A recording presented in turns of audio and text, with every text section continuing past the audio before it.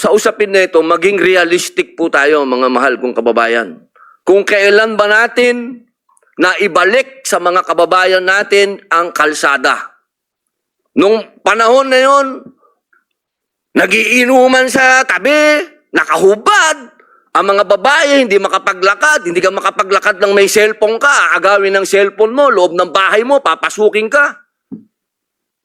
Mga kababayan naman, huwag naman nating haluan ng politika ito. May mga bagay dito sa mundo na kailangan maging realidad tayo. Buong mundo, problema ang droga. Kung walang tatayo para lumaban dito, paano na ang kinabukasan ng mga anak natin?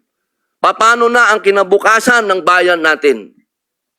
Kaya sana po ang hinihiling ko sa lahat dito sa pagdinig na ito, iwasan ng politika at tingnan po natin kung saan talaga tayo tutungo ang bayan natin.